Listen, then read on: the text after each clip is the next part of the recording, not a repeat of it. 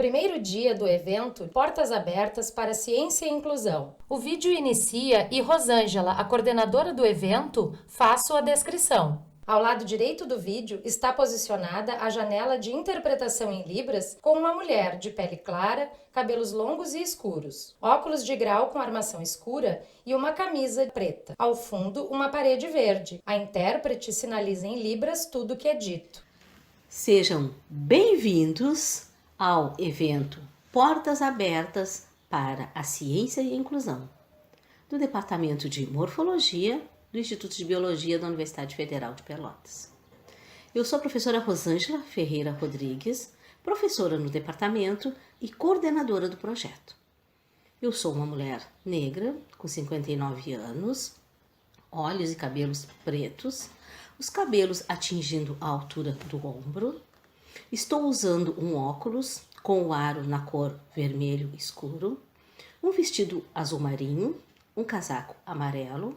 Estou atrás de uma mesa e na frente de uma parede branca com matizes em bege. O sinal pelo qual eu sou conhecido na comunidade surda é esse. Mas qual é o objetivo desse evento? O evento foi elaborado para mostrar o acervo do Departamento de Morfologia nas suas áreas: anatomia, desenvolvimento e histologia, anatomia animal e anatomia humana, e os projetos desenvolvidos. E também para mostrar, através das considerações dos palestrantes, que a tecnologia ela pode auxiliar para que o conhecimento esteja ao alcance de todos. Pois o mundo que conhecemos, quando crianças, não voltará.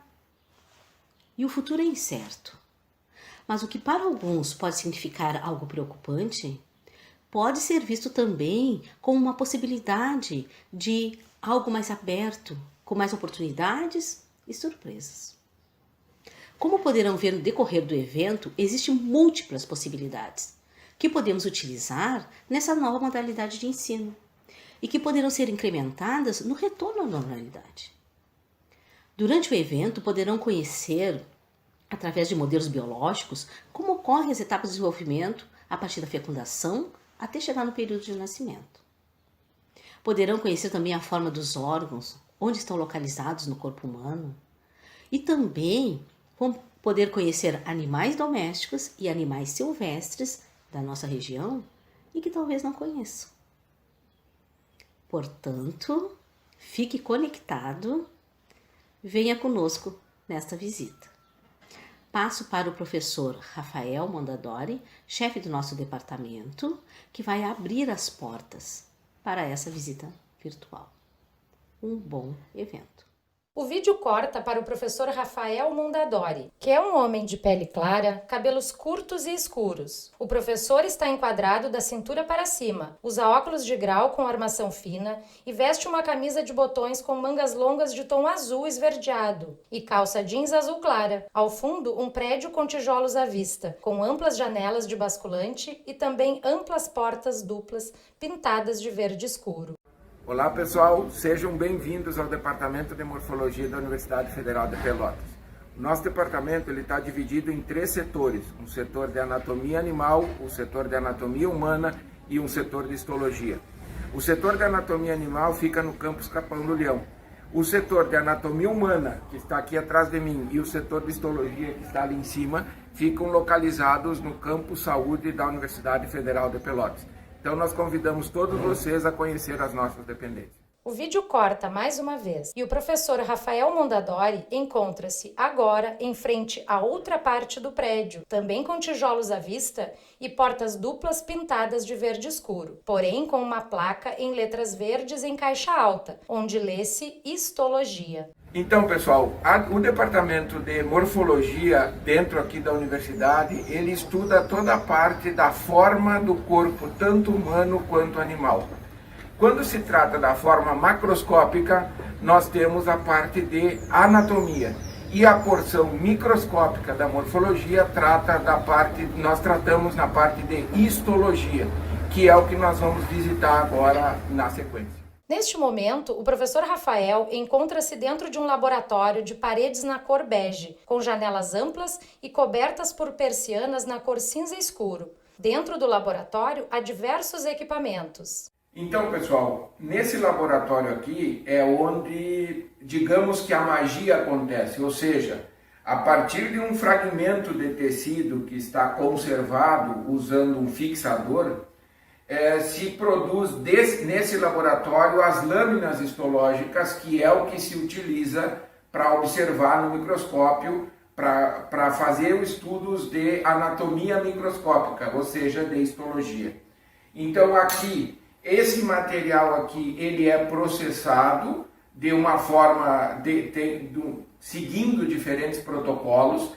Ele é incluído em parafina, então ele forma blocos de parafina, que é uma substância que a temperatura ambiente é rígida e a 65, 68 graus ela se torna sólida.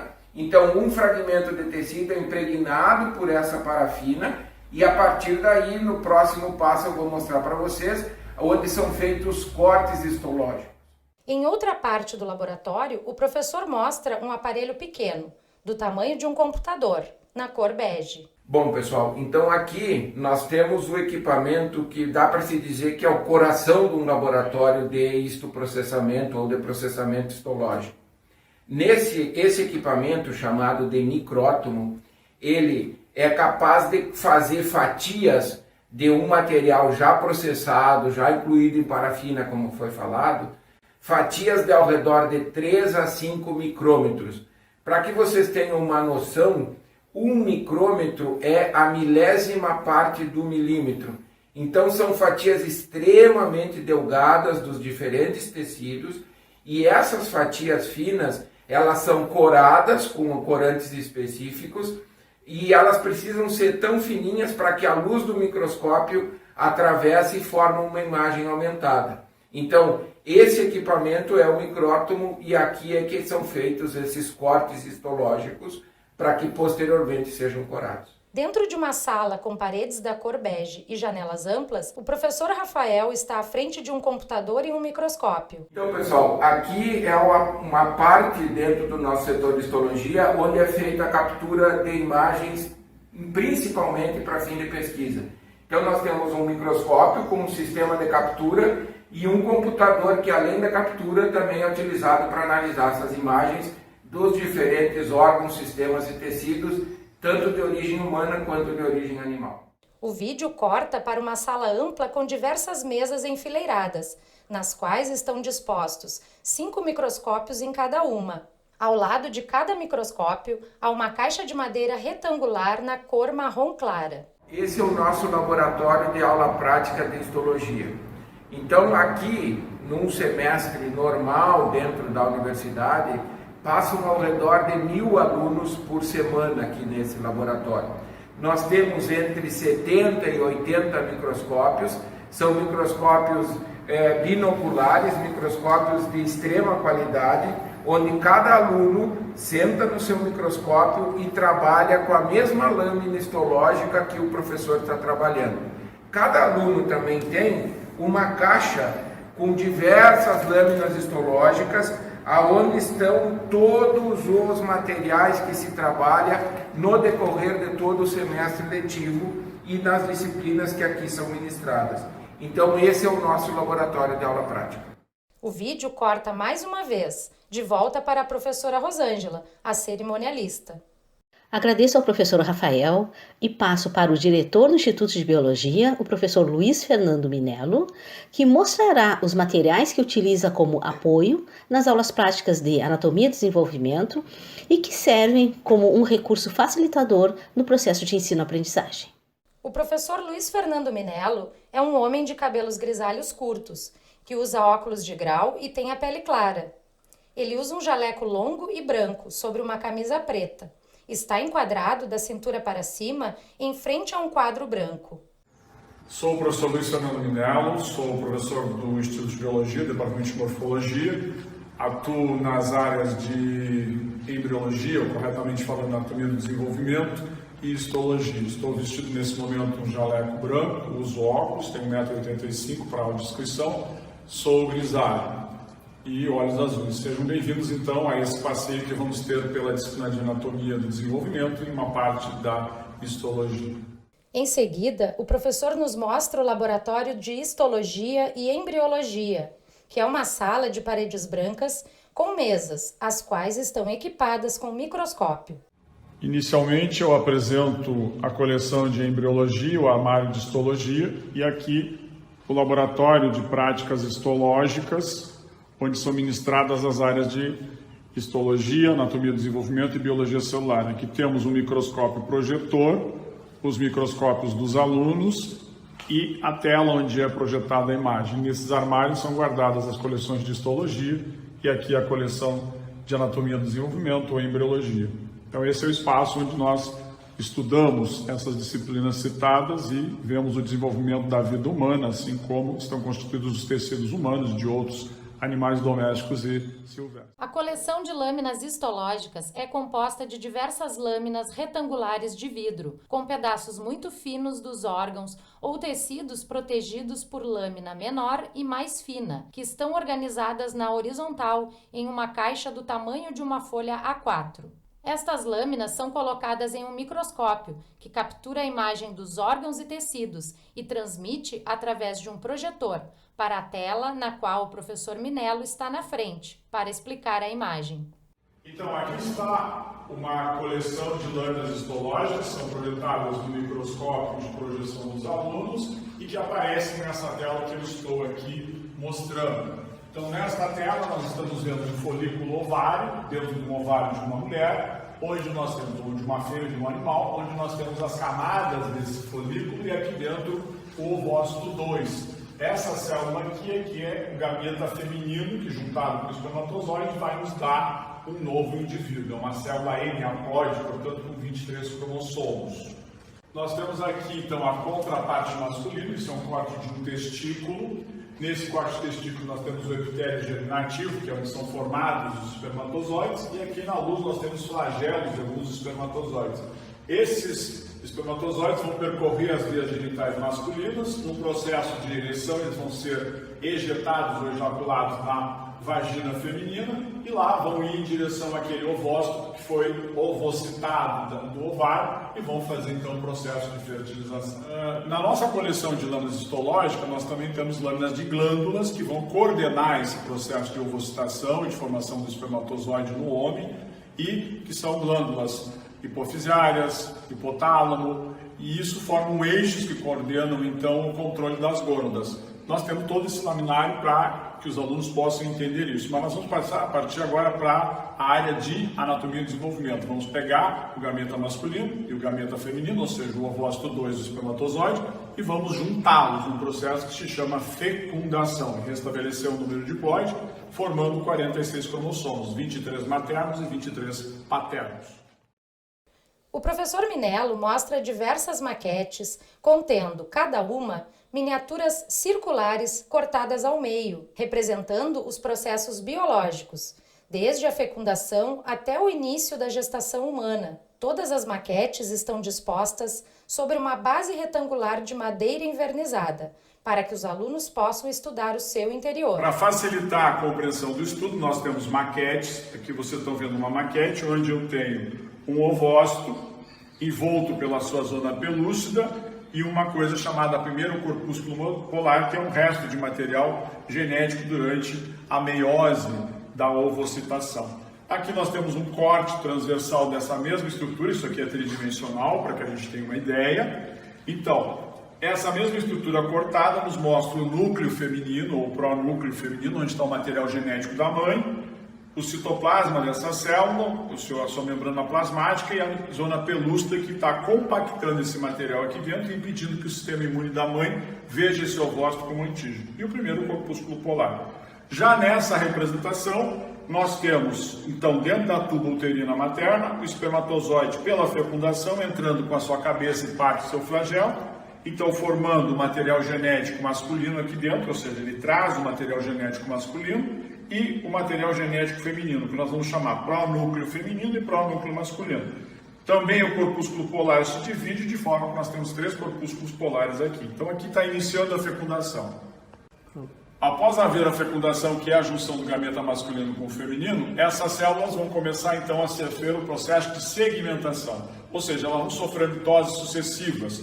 Aqui nós temos duas células, já então daquela célula zigoto, a única célula formada, ela se divide meridionalmente e nos dá dois blastômeros, ou duas células jovens, sempre delimitadas pela zona pelúcida.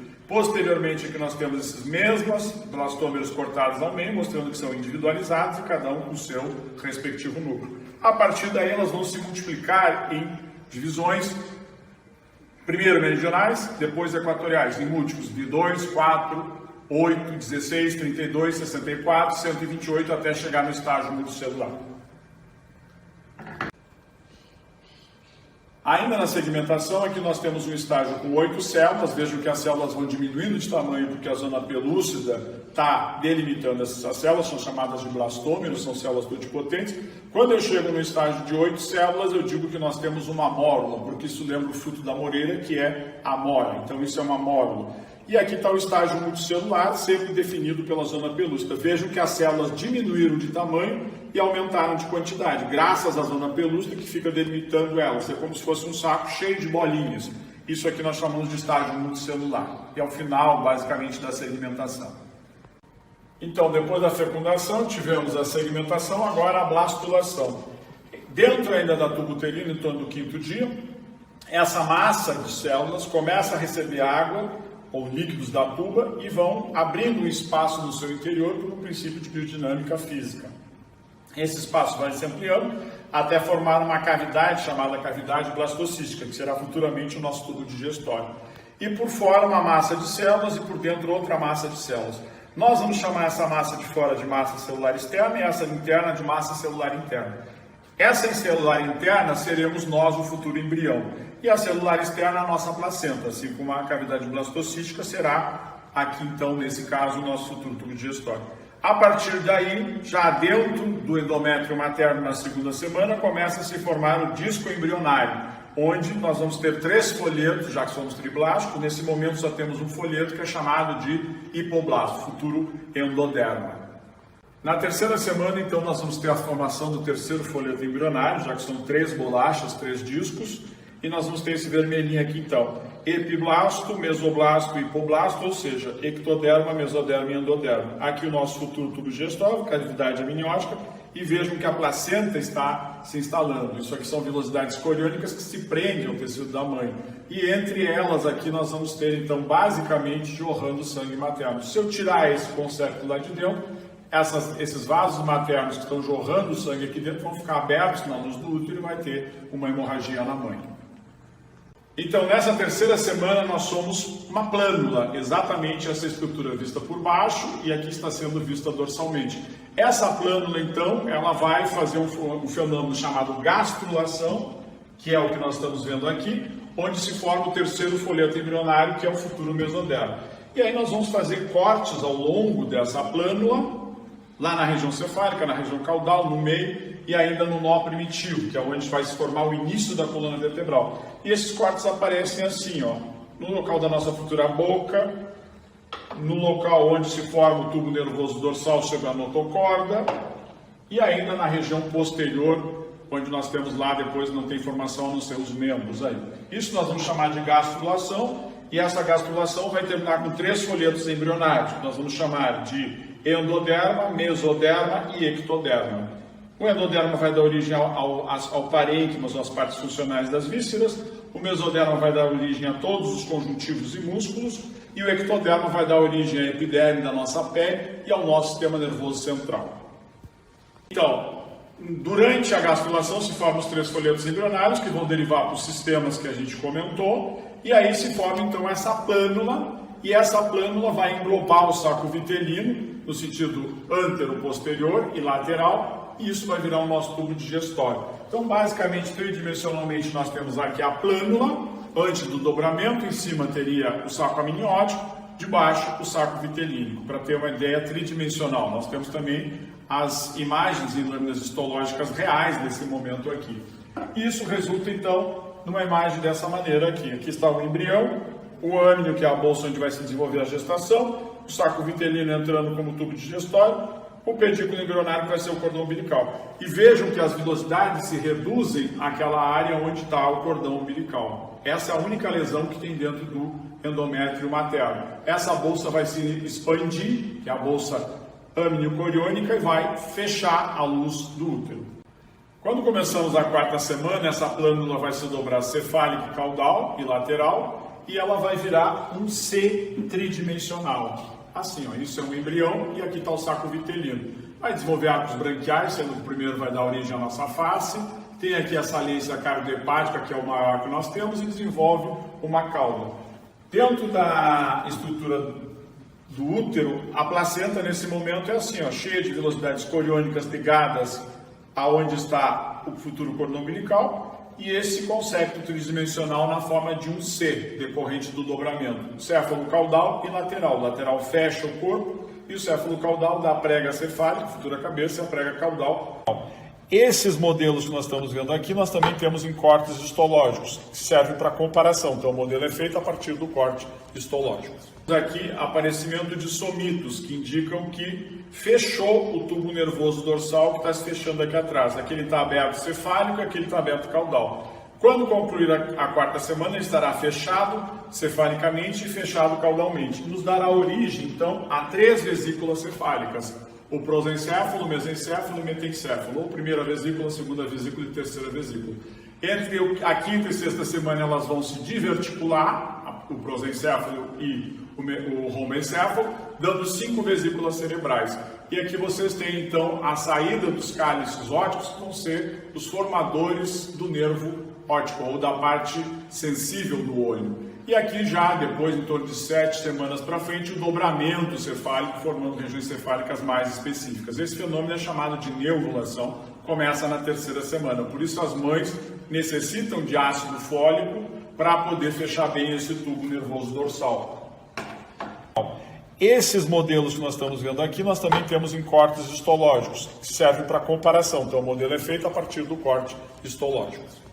Aqui nós temos então um corte desse embrião durante a sua morfogênese organogênese, mostrando o futuro testículo ovário, já que a região que o forma é igual, um rim intermediário que desaparece e lá em cima o rim definitivo. Então isso que nós estamos vendo aqui basicamente está no corte transversal dessa maquete, mostrando o início da gônada, que é isso aqui, e o início desses rins que nós estamos vendo aqui.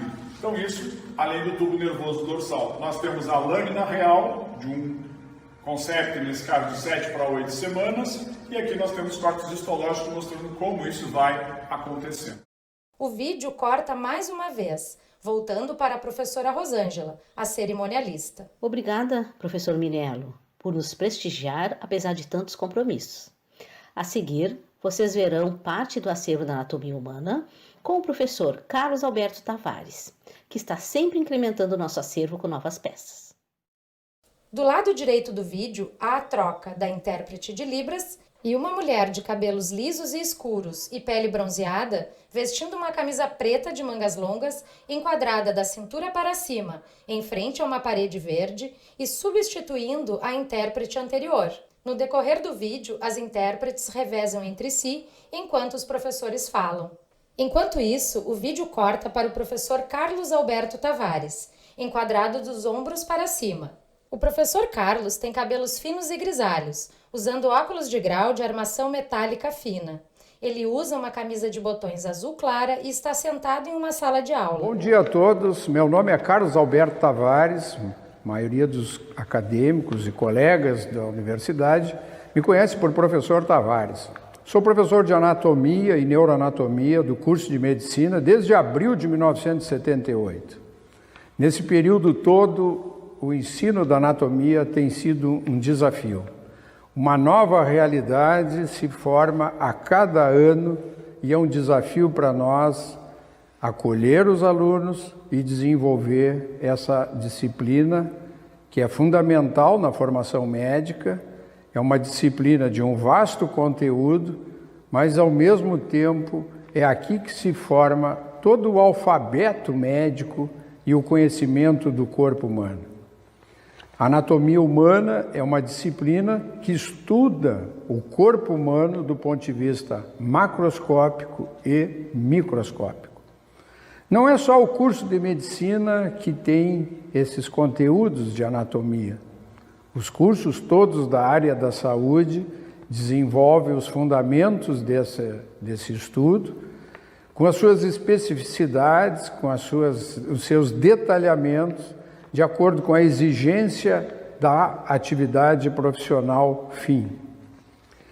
A anatomia não se faz só com conteúdo teórico. O conteúdo teórico é o lastro para que desenvolva a aprendizagem prática. E a aprendizagem prática só se alicerça com uma frequência assídua e uma frequência permanente ao laboratório anatômico.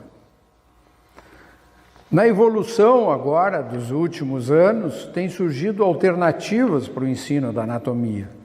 Tem surgido novas tecnologias de internet, novas tecnologias de imagem, os livros textos cada vez mais diferenciados, especializados na formação acadêmica, mas a atividade prática é insubstituível, dado ao detalhamento que é possível a gente se deter e formar um conhecimento sólido, um conhecimento que é permanente. E, fundamentalmente, a atividade prática presencial, ela permite a formação da imagem na memória de modo tridimensional.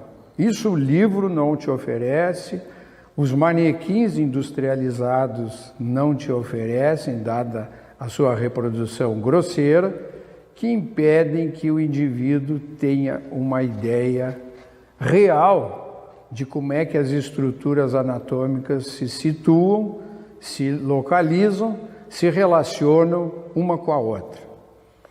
Para que nós consigamos fazer essa criação desse conhecimento prático, temos que usar muita criatividade e destreza e um dote artístico, artesanal, para que a gente consiga confeccionar meios complementares, não substitutivos do cadáver, das peças anatômicas, mas auxiliares no ensino da anatomia, que, como eu já enfatizei, depende muito de uma atividade prática e assídua presença no laboratório anatômico. Nós vamos fazer um passeio no laboratório, vou mostrar para vocês algumas peças, vamos fazer algumas comparações entre as peças anatômicas com as peças criadas e confeccionadas por mim, para facilitar o aprendizado, que vocês vão entender o porquê dessas peças que foram confeccionadas e facilitadoras do aprendizado.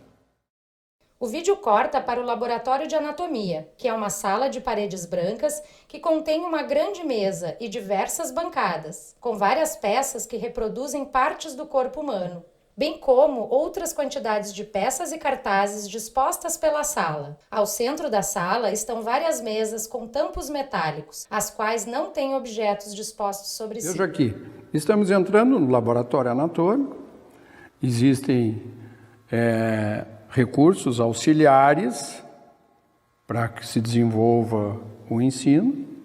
Aqui um esqueleto com todos os ossos que foram minuciosamente montados, foram confeccionados aqui no nosso departamento, pelos nossos técnicos de laboratório.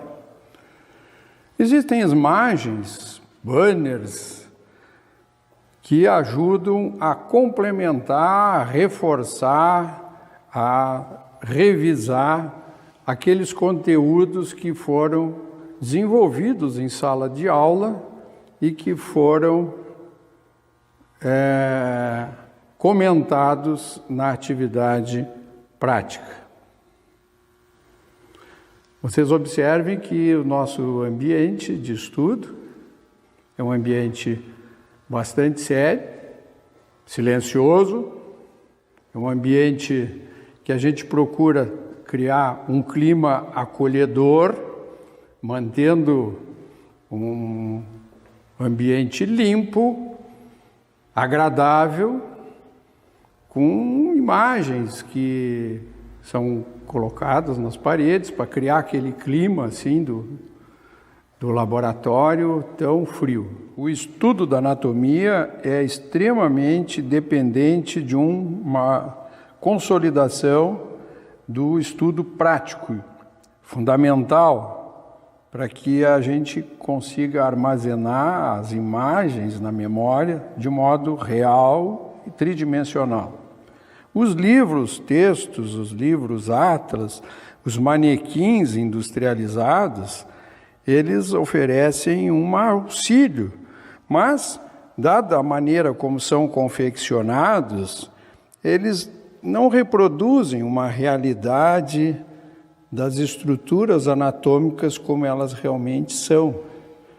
São imagens confeccionadas de uma maneira bastante grosseira, geral, para se ter uma noção de localização, mas aquela visualização real de como elas são fica muito limitada. O professor Carlos mostra a diferença entre duas peças confeccionadas a partir de crânios humanos reais. O primeiro é a parte óssea do crânio apenas conservada, representando fielmente a anatomia dos ossos do crânio, enquanto a segunda peça compõe-se de um crânio humano natural, porém com as diferentes regiões e áreas a serem estudadas, delimitadas através de cores vibrantes e chamativas. Estudarmos um crânio in natura, vocês observem que as delimitações ósseas não é muito fácil. O iniciante de graduação, olhando um crânio, ele tem dificuldade de delimitar aonde que é as zonas limítrofes entre os ossos do víscero-crânio e do neurocrânio. Na base do crânio, vejam, existem inúmeros forâmeos onde passam estruturas e fica difícil a visualização de delimitação. Para facilitar essa aprendizagem, idealizamos, a partir de um crânio in natura, pintar de modo delimitador os ossos que compõem, os diversos ossos que compõem o neurocrânio e o víscerocrânio, em cores diferentes, para que, num hemicrânio, assim referenciado, assim pintado, possa ser comparado com o lado contralateral, sem a pintura e sem a delimitação. Vejam que com esse discreto artifício, as coisas já se tornaram um pouquinho mais fáceis. Houve, assim, uma criatividade, né, pessoal? Está aqui a mesma forma, um crânio inteiro, uma mandíbula, os ossos pintados em cores diferentes, ali em vermelho frontal, em verde o esfenoide, em preto temporal, em laranja o parietal, aqui a parte posterior em azul marinho, o occipital, a face, a órbita, foi aberto os ossos da parte anterior do viscerocrânio. Vocês estão vendo ali o seio frontal, pintado em amarelo, o seio maxilar, representado internamente ali as estruturas nervosas da órbita, ramos nervosos, ramos da porção oftálmica do trigêmeo, passando dentro do seio maxilar, nessa cavidade pintado em verde. Lá no fundo vocês estão vendo ramos da porção maxilar do trigêmeo, quinto par craniano.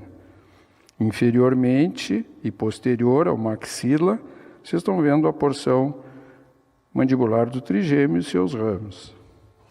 Igualmente aqui, ó, órbita, um hemicrânio pintado, marrom frontal, vermelho esfenoide, verde temporal. Vocês estão vendo por dentro, em vermelho esfenoide, asa maior do esfenoide, o corpo do esfenoide e assim sucessivamente. A seguir, o professor mostra diversas peças produzidas no laboratório e suas reproduções em desenho, que tem por finalidade facilitar o entendimento dos estudantes. Facilita nessa transição entre a aula teórica, a aula prática com o cadáver e essa alternativa que foi idealizada artesanal. Aqui vocês estão vendo uma órbita, está sendo representado ali a porção oftálmica do trigêmeo. Foi feito um desenho artístico com numerações e uma legenda para identificar o nome das estruturas, facilitando a aprendizagem do acadêmico. Criatividade, né, pessoal? Assim tem de tudo um pouco: pé, músculos do pé, músculos da coxa, da perna, um membro superior com reprodução de todos os músculos do cíngulo, do braço, do antebraço. As inserções musculares, vejam aqui uma técnica semelhante, a reprodução dos músculos da mastigação, os músculos do soalho da cavidade oral, detalhamento vásculo nervoso, a língua, feito em material reciclado também, né? Material artesanal. Vejam a língua com as papilas valadas, a epiglote, o dorso da língua, a raiz da língua lá com a valécula. O osso temporal é difícil de ser estudado, haja visto as dimensões milimétricas das estruturas que estão ali localizadas no seu cerne. O ouvido interno está localizado dentro do osso temporal. Vejam aqui, ó. Olha o tamanho aqui das estruturas, é uma coisa fenomenal a natureza, né? Veja ali, ó, esta estrutura óssea aqui, ó, é a cóclea, aonde se faz a percepção, a captação dos impulsos auditivos. Vocês estão vendo, imaginando que é bem diminuta a área da cóclea e suas estruturas adjacentes ali, ó, os canais semicirculares, onde captam o equilíbrio. Para que facilitasse o aprendizado dessa estrutura, foram feitos cortes diversos dos ossos temporais, devidamente numerados ali, ó, 1, 2, 3, cortes minuciosos, assim, feito com bastante precisão e cuidado. Ali representado em amarelo as estruturas nervosas, e foi feito uma reprodução artística dessa imagem. Aqui vocês estão vendo a reprodução daquela imagem que está sendo visualizada. Vocês estão percebendo um desenho artístico tentando reproduzir aproximadamente o que é visível no osso, com desenho e com uma legenda salientando os acidentes ali localizados, a cóclea, canais semicirculares, etc. Conforme já comentei, criatividade. Aqui, da mesma forma, um corte noutra área, noutra região do osso temporal, foi aberto em 2 fatias, como um sanduíche, foi fixado numa base, foram reproduzidas as estruturas nervosas que transitam dentro do osso temporal e foi feito o correspondente esquema, tentando o máximo de aproximação entre o que se vê no osso e o que se identifica através do desenho. Por fim, mostrando aqui uma pelve, mostrando e enfatizando as áreas que compõem o osso ilíaco, também chamado de osso coxal. Ele se articula com o contralateral e na linha média, fechando a pelve, o sacro. E ali vocês estão vendo uma linha de união nessa fossa que se articula com a cabeça do fêmur, chamada de fossa acetabular, representado ali pelaquela linha prateada, que é a linha de fusão das 3 porções embrionárias do osso ilíaco, que é a origem da sua formação. Em vermelho, a porção ilíaca, em azul claro, a porção pubiana, e em bege, a porção isquiática. Então, ilho, isquio e púbio, embrionariamente 3 porções ósseas que se fusionam na evolução, e no indivíduo adulto, essa linha se dá, essa fusão, na fossa acetabular. Uma pelve masculina, aqui uma pelve provavelmente feminina, dado o aspecto aqui deste orifício aqui, ser mais arredondado, e este aqui bem oval, que é típico da pelve masculina, e essa aqui é típica da pelve feminina. Também se observa aqui nessa parte inferior o osso mais linear e nessa outra pelve aqui um osso todo irregular, provavelmente também uma pelve de um indivíduo idoso. Tá bem, pessoal, eu acho que o motivo da nossa conversa seria de mostrar como é feito o estudo da anatomia, como é que é o ambiente anatômico e as alternativas que a gente pode desenvolver para facilitar esse aprendizagem com técnicas, com criatividade e acima de tudo, muito boa vontade. Muito obrigado, pessoal. E aqui vai a despedida do professor Tavares, professor da anatomia da UFPEL desde abril de 1978. Muito obrigado. Até outra oportunidade. O vídeo corta mais uma vez, voltando para a professora Rosângela, a cerimonialista. Agradeço, professor Tavares, por compartilhar conosco do acervo que o senhor dedica um tempo considerável para deixar cada dia melhor. Passo para a professora Ana Valente, que vai mostrar o acervo da anatomia animal. O vídeo corta, estando enquadradas do peito para cima a professora Ana Valente, uma mulher de pele clara e cabelos loiros, que está vestindo um casaco cor verde clara, e a professora Lígia Almeida, uma mulher de pele clara e feições magras, que usa óculos de grau, com as lentes um pouco escuras. Ela tem cabelos lisos e pretos, soltos na altura dos ombros, vestindo blusa preta e casaco branco. Ambas estão paradas em um longo corredor iluminado com paredes brancas. Após a sua apresentação, o vídeo corta novamente e as professoras mostram diversas peças do acervo do seu departamento, enquanto toca no fundo uma música animada. Nós somos as professoras Ana Valente e professora Lígia Almeida, professoras da disciplina de Anatomia dos Animais Domésticos da Universidade Federal de Pelotas. Nós fazemos parte do Instituto de Biologia, Departamento de Morfologia, e a gente gostaria de apresentar para vocês um pouco sobre a nossa vivência, sobre a nossa área, que é a anatomia dos animais domésticos, e alguns estudos comparativos com animais silvestres.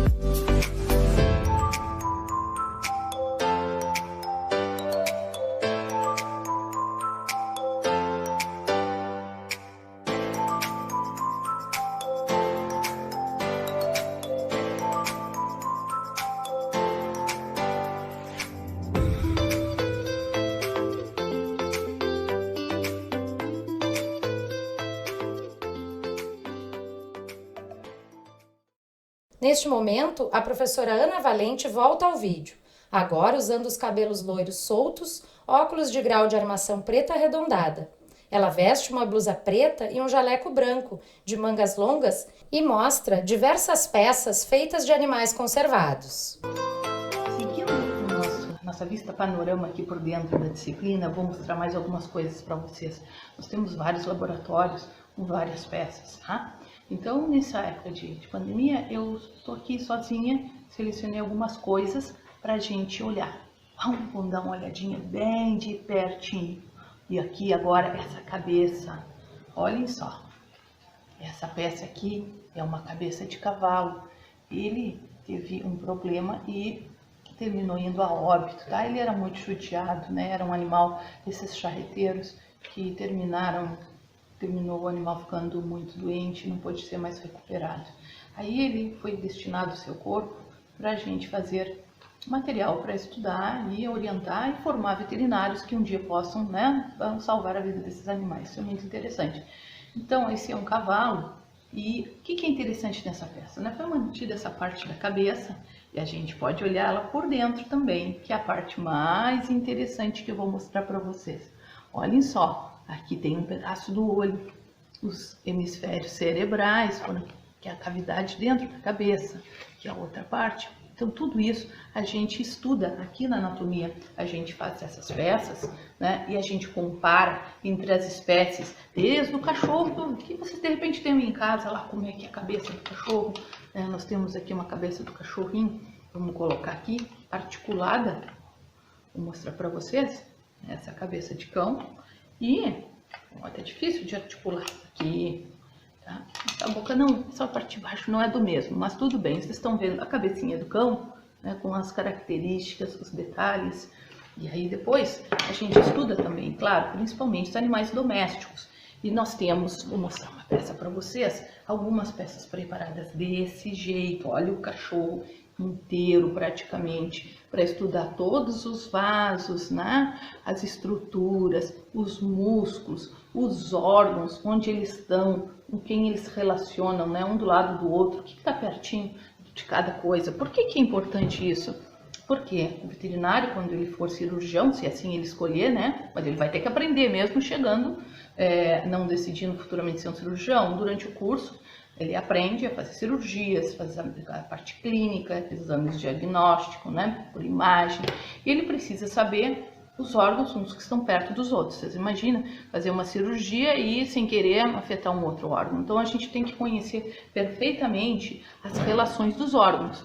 E eu vou mostrar aqui para vocês, olha só. Nós temos peças dessa forma.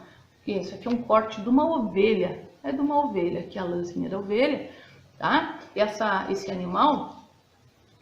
a gente fez, o que nós fizemos? Nós fatiamos ele todo, né, em cortes assim, e nós temos uma sequência. Então a gente pode olhar por dentro, ó, e ver os órgãos. Vamos olhar, botar pertinho para vocês, para olhar bem os órgãos por dentro, tá? Essa ovelha. Como é que é a cabeça da ovelha? Cabeças de ovelha aqui também. Cabeça de ovelha, para poder ver como é que é. O boi, tem coisas interessantes do boi, né? Um outro corte da cabeça do boi, olha só.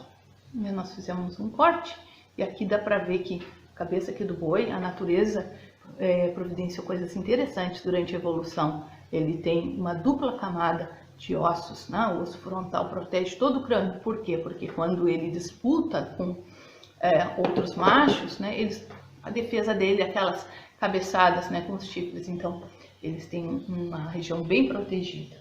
Tem coisas muito interessantes da natureza aqui também para mostrar para vocês. Por exemplo, as tartarugas. Vocês já viram também, quem sabe, uma tartaruguinha dessa aqui, ó. Vamos ver, aqui ela está aberta, né? Uma tartaruga chamada tigre d'água, muito comum aqui também na nossa região.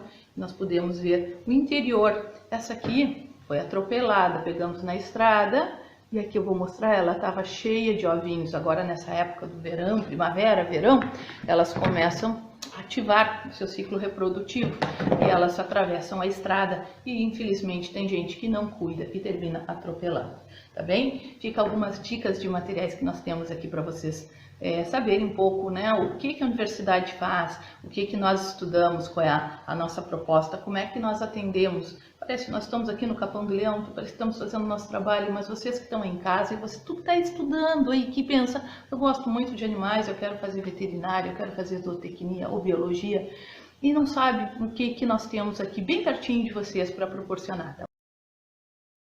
Disciplina de Anatomia dos Animais Domésticos. Professores: Dr. Alten Teixeira Filho, doutora Ana Luísa Valente, doutora Lígia Almeida. Técnicos: Vanderlei Araújo e Rodrigo Brauner. Produção e edição: professora Ana Valente. A professora Rosângela volta à tela.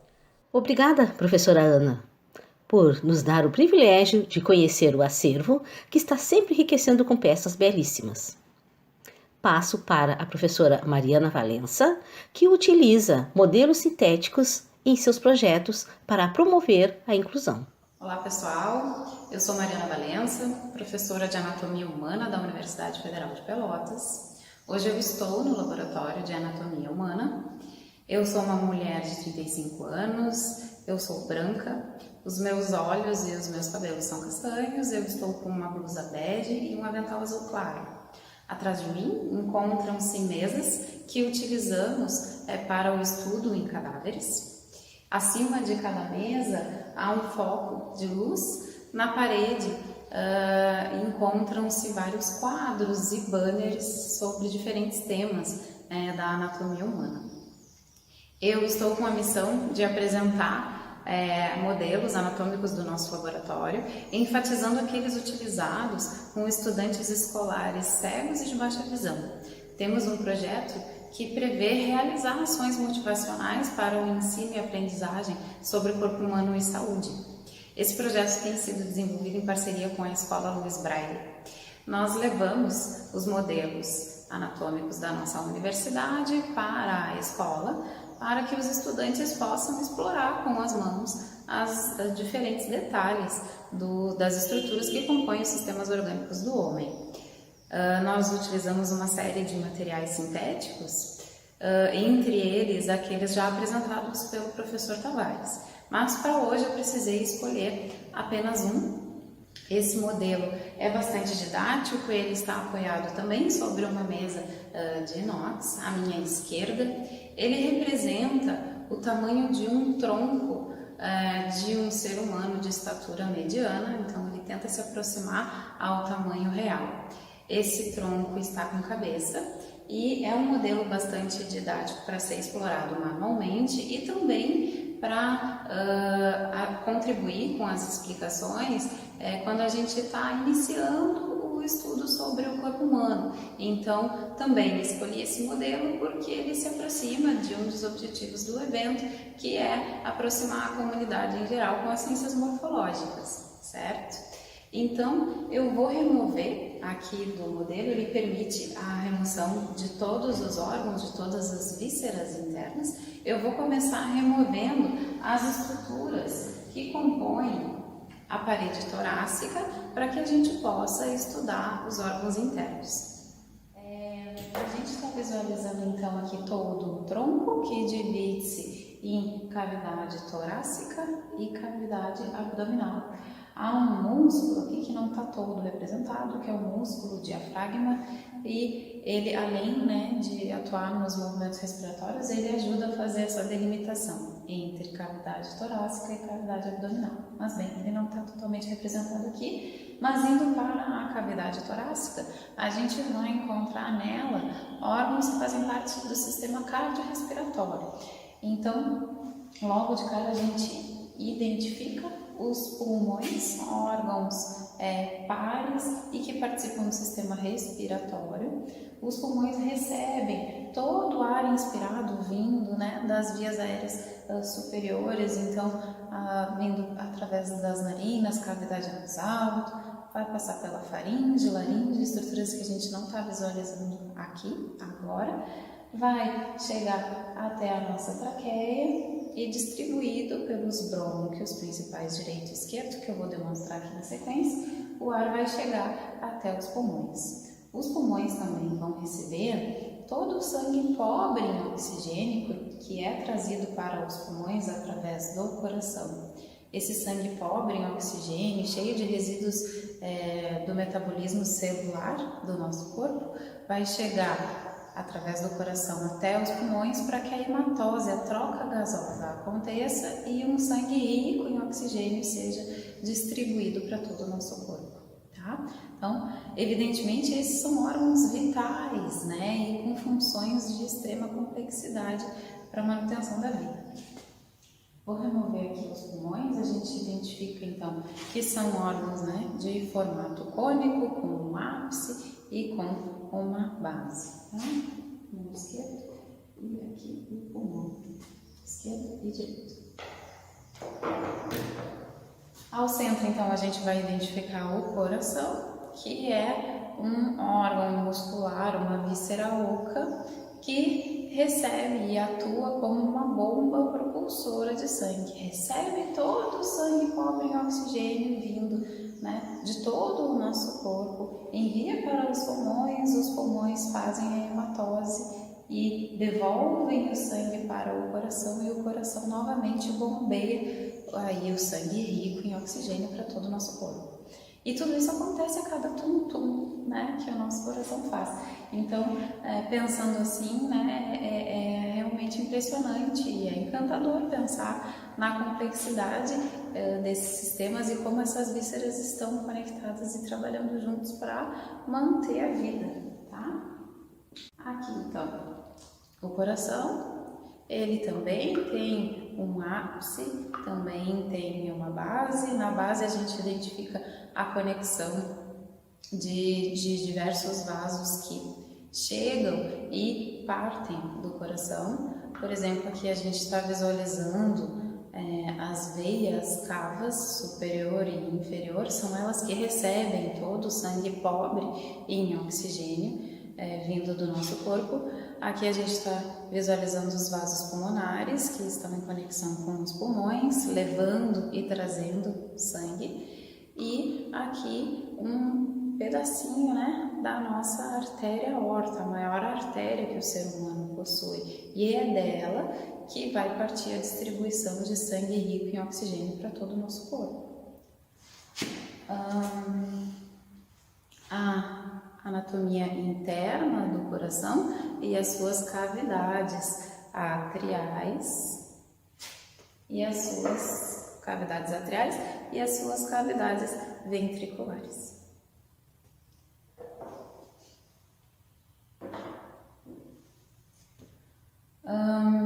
Na cavidade abdominal, a gente vai encontrar diferentes vísceras que fazem parte do sistema digestório, outros órgãos também que fazem parte do sistema urinário, mas eu vou destacar as vísceras que fazem parte do sistema digestório.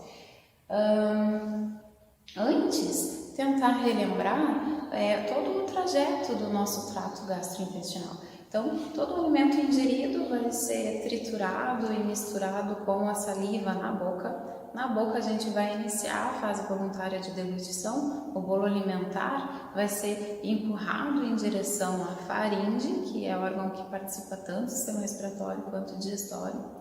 O bolo alimentar vai passar da faringe para o esôfago, que é um grande tubo muscular que tem a função de conduzir todo o bolo alimentar até o estômago, que é o próximo órgão. O esôfago também não está todo visível aqui, né? Mas vai lá desde o pescoço, atravessa todo o tórax, aqui a gente consegue ver um pedaço dele, seu segmento torácico, e chega até o abdômen. Eu vou remover aqui o fígado, já vou retornar e falar dele, mas para a gente ver aqui o estômago, então, que vai receber todo o bolo alimentar trazido do esôfago. O estômago vai atuar como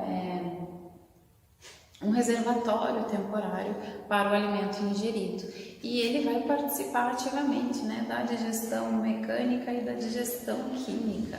No estômago a gente vai ter a produção do suco gástrico, que contribui enormemente para a digestão química. O formato dele, né, lembra semelhança, né, com o formato de um feijão, e ele vai estar ocupando principalmente o quadrante superior esquerdo do nosso abdômen, tá? A gente identifica na anatomia interna dele a mucosa gástrica com esse aspecto todo pregueado, certo?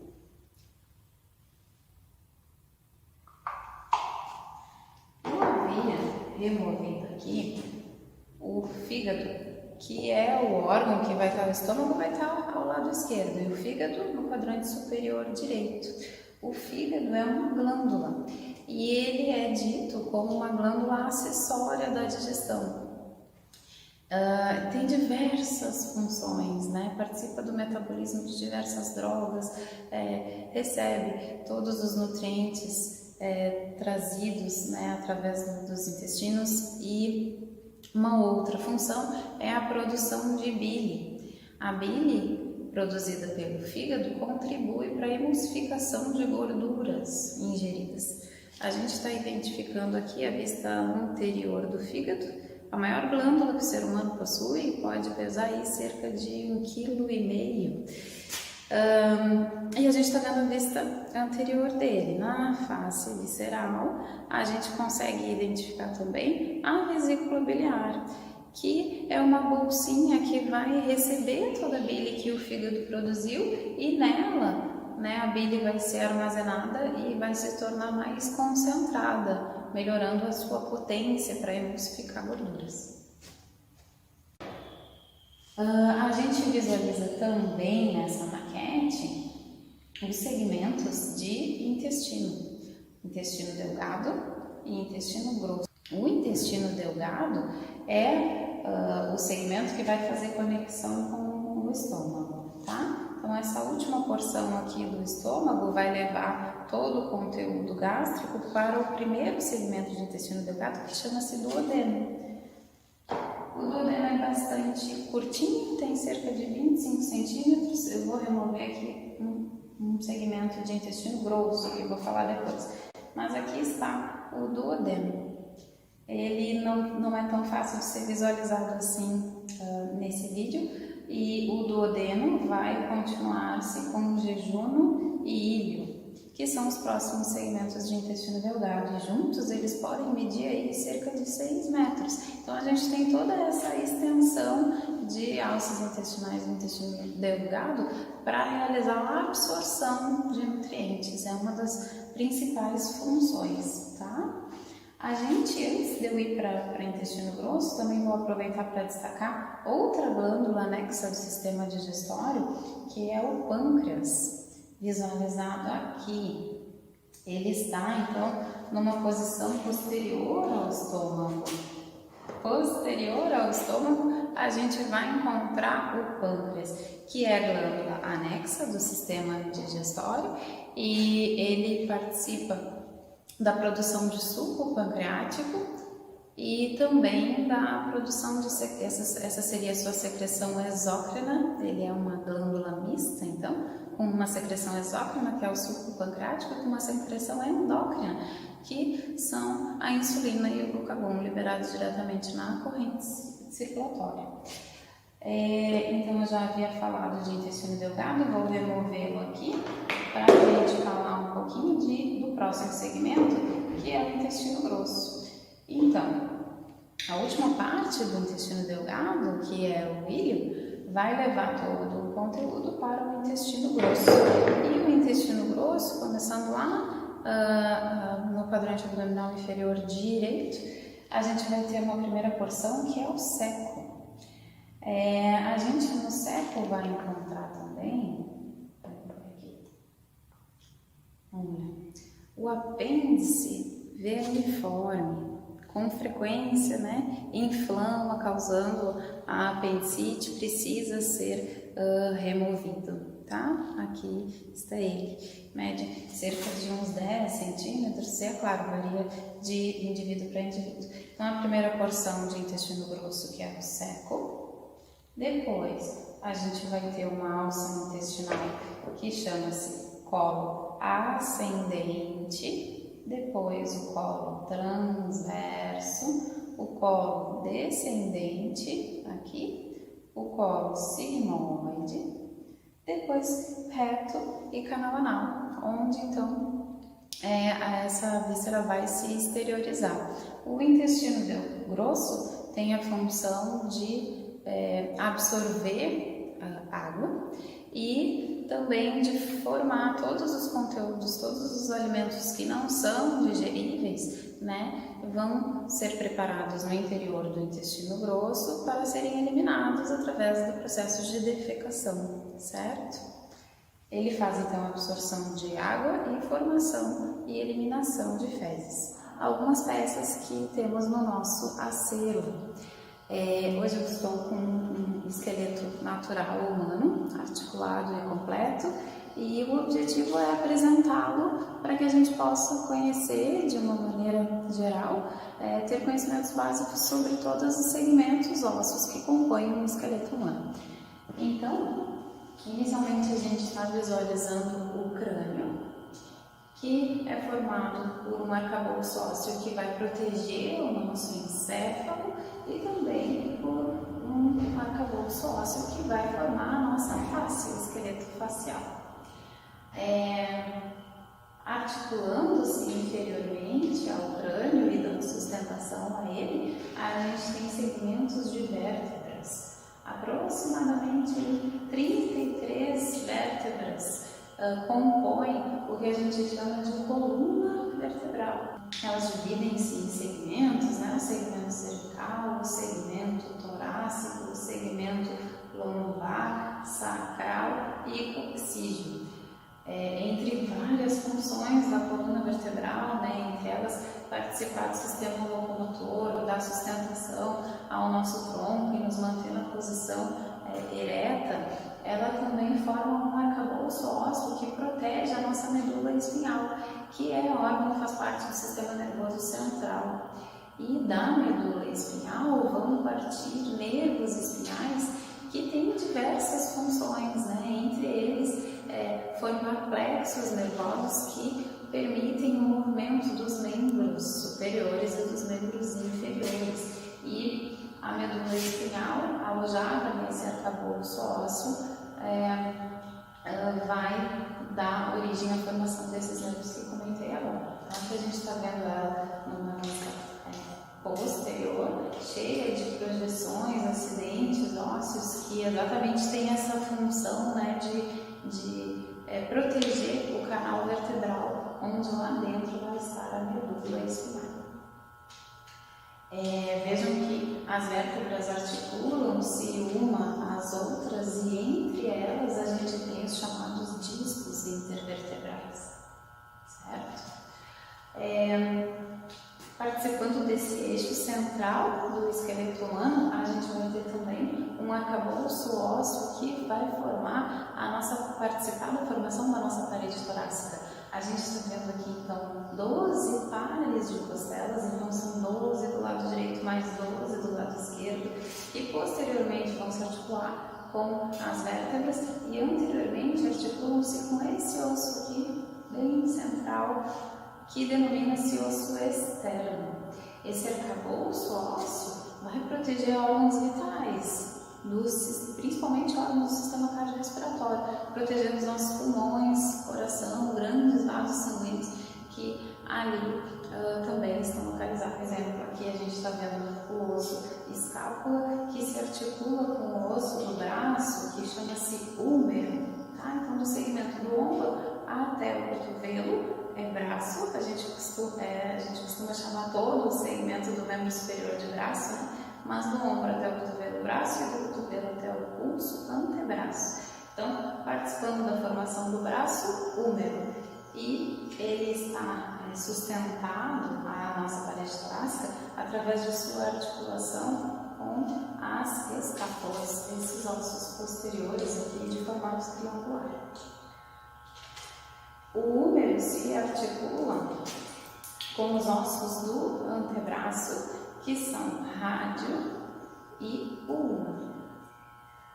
Tá?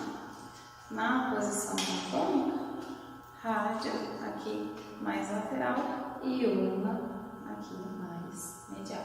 E a gente vai encontrar também uma série de ossos que participam da formação do esqueleto da mão. Então a gente vai ter uma série de 8 ossinhos, ditos como ossos curtos, que são os ossinhos do carpo, e aqui ossos descritos como ossos longos, assim como húmero, rádio e ulna, que são os ossos metacarpais, e depois os ossos que formam os dedos, que chamam-se falanges. Tá? Cada dedo da mão possui 3 falanges. Aqui 1, 2 e 3 falanges, exceto o polegar, que possui apenas 2 falanges e não 3, articulando-se. Vou fazer um destaque também para os ossos que formam o membro inferior. Então a gente está vendo aqui os ossos que formam o quadril, a gente costuma popularmente chamar de bacia. Os ossos que formam o quadril aqui estão fundidos porque é um esqueleto adulto, mas eles fundem-se completamente, são 3 segmentos, né? Próximo aí aos 20 e 25 anos. E o nome dessas 3 partes ósseas que formam o osso do quadril são o íleo, esse grande aqui, o isquio e anteriormente o pubis, tá? A gente tem a metade direita e metade esquerda, os nomes desses ossos são os mesmos, os 2 ossos, obviamente. E articulando-se ao osso do quadril, nessa cavidade que chama-se acetábulo, a gente está visualizando a cabeça do fêmur, né, formando a articulação coxo-femoral. E aqui o maior osso longo que o ser humano tem, né, o fêmur, que é o osso da coxa, certo? Aqui. Depois, na perna, a gente vai encontrar 2 ossos, que são este mais medial e maior, a tíbia, e esse mais delgado e lateral chama-se fíbula. A tíbia vai se articular superiormente com o fêmur, formando a articulação do joelho, e inferiormente a gente vai ter a articulação desses ossos com os ossos do pé. No pé, a gente vai encontrar uma série de 7 ossinhos, que são os ossos tarsais, esses ossinhos aqui, os ossos tarsais. Na mão são os ossos carpais. Os ossos tarsais contribuem para a formação da articulação do tornozelo, e depois os ossos metatarsais e também as falanges, que formam os dedos do pé. Assim como na mão, 4 dedos possuem 3 falanges, no pé também, e o polegar na mão só tem 2, e no pé também a gente chama o dedão do pé de hálux. O hálux também possui apenas 2 falanges. E aqui a gente consegue ver com facilidade, porque são um pouquinho maiores, a falange distal e a falange proximal, e os demais dedinhos, todos com 3 ossinhos formando-se e se articulando, certo? Era isso por agora. Muito obrigada. A professora Rosângela volta à tela. Obrigada, Mariana, por mostrar formas de expandir o conhecimento a todos. Ouviremos a seguir o professor Raimundo Ferreira Filho, professor no Programa de Pós-Graduação em Ciências e Tecnologias na Educação, do IFSUM, mas que também faz parte do NAPNE, Núcleo de Apoio a Pessoas com Necessidades Específicas, e que aceitou dividir sua experiência na área da acessibilidade conosco. O professor Raimundo Ferreira Filho está enquadrado do peito para cima. É um homem com pele bronzeada, barba um pouco grisalha, cabelos e olhos escuros. O professor usa uma camisa social azul clara sob uma blusa fina de lã na cor azul marinho e fones de ouvido nas cores vermelho e cinza escuro. Ao fundo, uma parede bege com um quadro decorativo em formato de retângulo, ocupando quase toda a parede. Durante o vídeo, o professor Raimundo utiliza slides para ilustrar a sua fala. Olá pessoal, tudo bem? Estou aqui para apresentar para vocês acessibilidade em produtos culturais, uma apresentação que eu vou fazer para a 17ª Semana Nacional de Ciência e Tecnologia, que está sendo promovida pela UFPEL, pela professora Rosângela Ferreira. E, bom, eu vou falar muito sucintamente para vocês sobre esse tema, acessibilidade em produtos culturais, e vou começar, obviamente, justificando por que falar em acessibilidade, né? A gente tem, desde o último censo de 2010, um levantamento em que 24% da população brasileira se autodeclarou com alguma deficiência. Então, nós tínhamos 190 milhões de habitantes em 2010, e isso dá em torno de 45 milhões de pessoas se autodeclarando com alguma limitação ou deficiência. A projeção pelo próprio IBGE para 2020 é de 212 milhões de habitantes. Logo, a gente teria, usando a mesma porcentagem de 24%, algo em torno de 51 milhões de brasileiros com alguma deficiência. Bem, e o que eu trago para vocês, então, é o seguinte, né? A acessibilidade em produtos culturais, eu divido ela em 3 espaços culturais e um meio de comunicação. Tá? Os 3 espaços culturais seriam cinema, teatro e museus, e o meio de comunicação a televisão, que está dentro das casas, enquanto os outros 3 são espaços em que a pessoa deve se deslocar ao local, obviamente, né? Se deslocar para onde ele vai ter acesso ao produto cultural. Por exemplo, para o cinema, a pessoa com deficiência tem que ir até o local onde está o cinema, tem que entrar no cinema, chegar na sala de exibição e ter acesso ao conteúdo que o cinema vai exibir, ou que a pessoa vai consumir. No teatro, a mesma coisa. Deve se deslocar até o espaço, né, o endereço do teatro, deve entrar no teatro, se acomodar e assistir a peça, ou o espetáculo, seja lá qual for. Em museus, deve se deslocar ao endereço do museu, deve entrar no museu, deve ter condições de percorrer os caminhos, as trilhas culturais dentro do museu, as exposições, e ter acesso aos conteúdos das obras, seja lá qual for a natureza da obra. Pode ser uma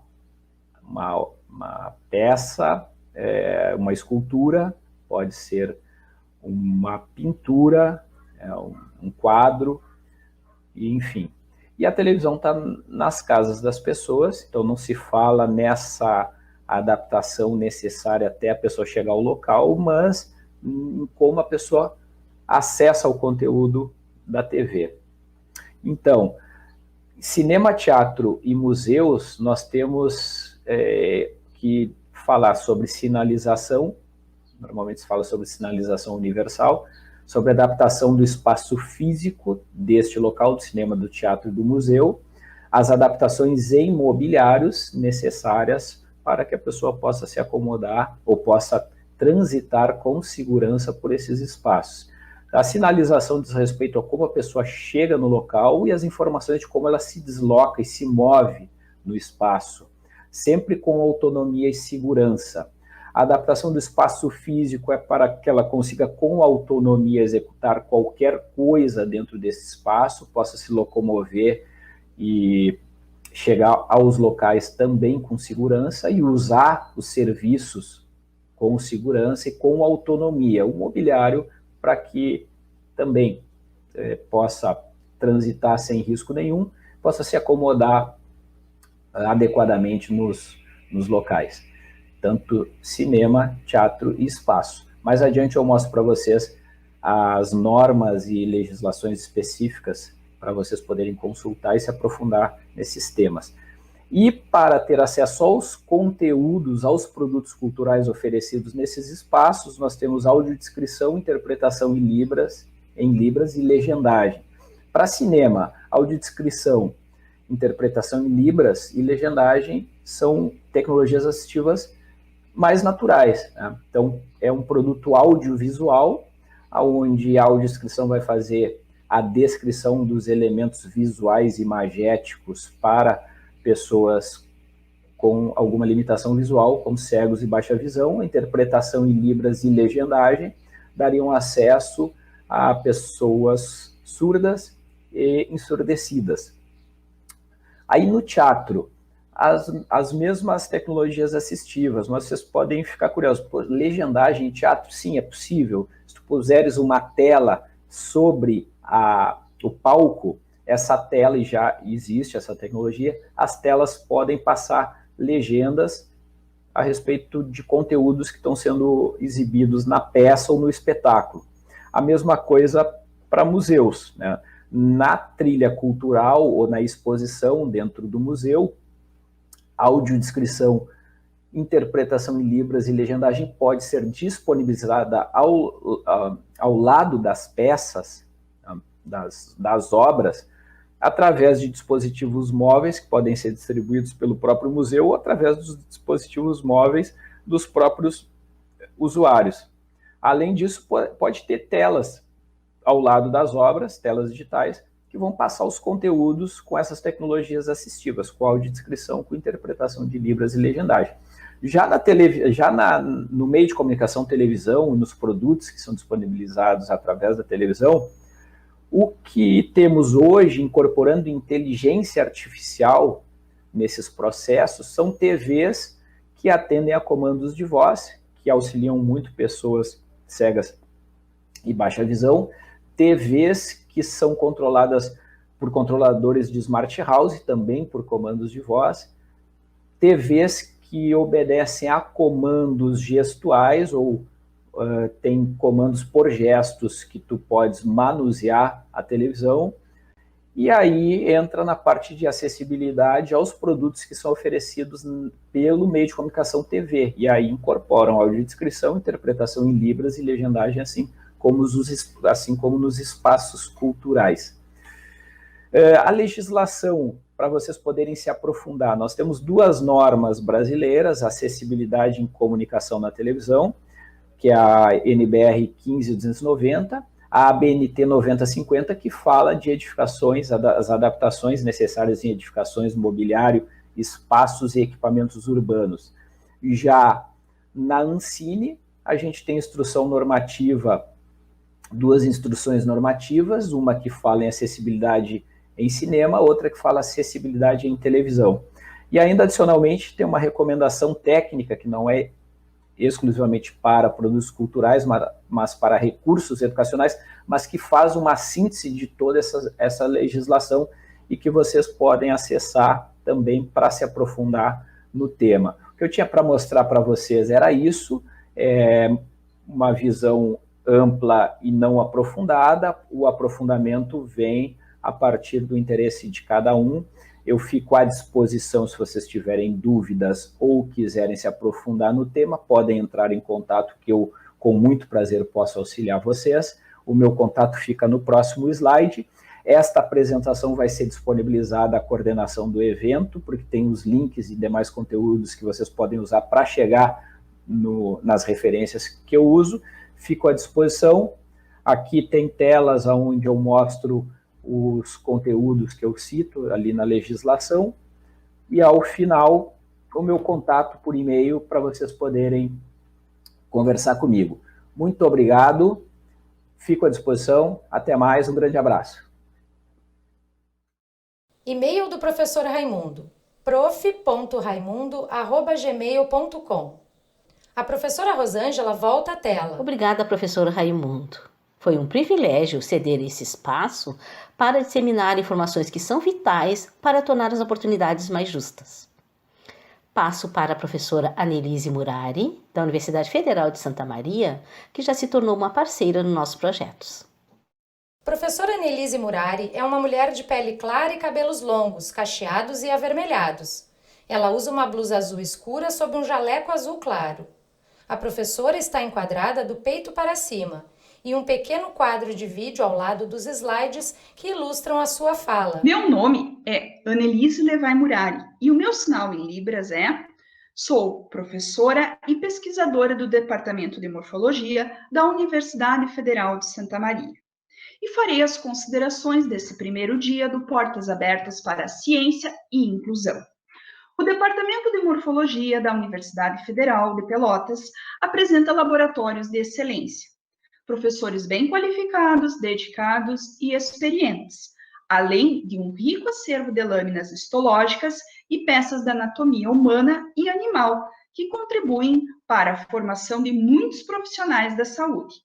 O acervo morfológico exige manutenção e o constante processo de produção de novas lâminas e peças anatômicas, para atender a demanda crescente de novos cursos, estudantes e acompanhar o progresso científico e tecnológico. A metodologia de produção emprega matérias-primas e equipamentos modernos, mas também exige altas habilidades técnicas em processos artesanais que procuram reciclar materiais, proporcionar inovação e promover maior durabilidade e beleza ao acervo. Esse acervo é utilizado em atividades práticas universitárias, como as atividades de pesquisa, desenvolvimento de novos produtos para a área da saúde e procedimentos técnicos cirúrgicos. O acervo não é restrito apenas à universidade. Ele é empregado em projetos de extensão que envolvem os professores universitários e acadêmicos na comunidade, principalmente em atividades com estudantes do ensino básico, capacitação de professores de ciências, cursos para profissionais da saúde e pessoas com deficiência. A apresentação de modelos tridimensionais anatômicos, por exemplo, permite construir caminhos acessíveis e inclusivos para pessoas com deficiência, facilitando, de certa forma, o acesso desse público à área de ciência e do desenvolvimento de produtos que contribuam para a melhoria da qualidade de vida desses indivíduos. Essas atividades práticas permitem a todos os participantes formar um conhecimento sólido e permanente sobre o corpo humano e de animais, que não pode ser obtido somente com conteúdos teóricos. As aulas práticas laboratoriais permitem aos estudantes o contato com materiais de origem biológica, como corpos de humanos e animais, que atualmente são obtidos por meio de doações. Esse contato é muito importante porque, embora existam muitos meios facilitadores do aprendizado, é possível nos corpos verificar as variações anatômicas. Mas o que são variações anatômicas? Variações anatômicas se refere a uma estrutura anatômica diferente do normal observado na maioria das pessoas e que não prejudica em nada a função ou o indivíduo. Nessas imagens, a gente consegue verificar as veias da região do cotovelo e verificamos a presença da veia intermédia do cotovelo no primeiro e no segundo desenho. Já no terceiro desenho, essa estrutura não se faz presente. Essa ausência é uma variação anatômica, já que a maioria das pessoas apresenta uma veia intermédia do cotovelo. Mas por que é importante conhecer variações anatômicas, já que elas não ocorrem na maioria das pessoas, porque profissionais da saúde atendem diversas pessoas e necessitam realizar procedimentos para salvar vidas. Um procedimento cirúrgico sempre é complexo, porque frente a uma variação anatômica, o médico ou o dentista, ou até mesmo o médico veterinário, precisa modificar as técnicas normalmente utilizadas, e isso exige a tomada de decisões. Um sólido conhecimento de histologia e anatomia fornecem conhecimento e habilidades necessárias para as adaptações. Porém, às vezes, os procedimentos são bastante complexos e a inteligência artificial vem sendo utilizada para aumentar o sucesso. A inteligência artificial é um ramo da ciência que se ocupa em desenvolver sistemas capazes de simular o comportamento humano, como capacidade de raciocínio, autoaprendizagem, reconhecimento de padrões e solução de problemas. Modelos e sistemas de inteligência artificiais são vistos como uma alternativa atual para processamento de grande volume de informações, como é no caso das ciências morfológicas, bem como na solução de problemas complexos e específicos que fazem parte do cotidiano dos profissionais da saúde. A inteligência artificial permite a análise de estruturas do corpo humano obtidos por equipamentos de diagnóstico de imagens. E com base nesses dados da pesquisa básica em anatomia, permitem aos médicos simularem procedimentos cirúrgicos, por exemplo. Aqui vemos notícias da inauguração de um laboratório de simulação e a notícia da primeira cirurgia robótica pediátrica do sul do país, realizada no Hospital e Clínicas de Porto Alegre em 2019. Além disso, a inteligência artificial vem sendo utilizada como meio de monitoramento e prevenção de doenças crônicas, combate e controle de doenças infecto-contagiosas, endemias, epidemias e pandemias, envelhecimento da população, monitoramento de riscos e melhoria da qualidade de vida. Assim sendo, a inteligência artificial tem impacto de forma positiva para a melhoria da ciência. Aqui podemos observar, então, um estudo que foi publicado e que integra a inteligência artificial para o diagnóstico do Covid-19, diferenciando de pneumonias bacterianas. Agradeço aos organizadores do evento pelo convite e deixo meu contato. E-mail da professora Annelise, annelise.murari@ufsm.br. A professora Rosângela volta à tela. Agradeço a todos que realizaram as suas apresentações e que nos instigaram a repensar que a quantidade de horas em sala de aula não determina a qualidade da educação, mas que alternativas que estimulem a curiosidade e a interação podem contribuir para tornar o ensino propriedade de todos e contemplar de forma adequada a diversidade que nos faz tão belos e únicos. Esperamos todos amanhã com mais modelos biológicos belíssimos, nossos projetos e muita informação interessante. Até amanhã. Boa noite.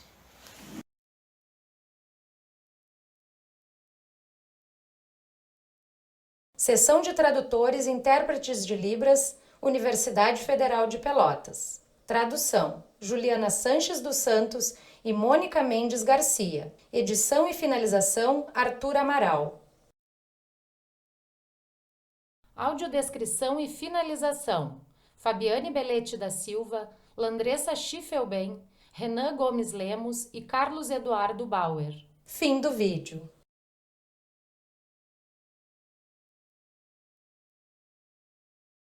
O vídeo inicia e Rosângela, a coordenadora do evento, faz sua descrição.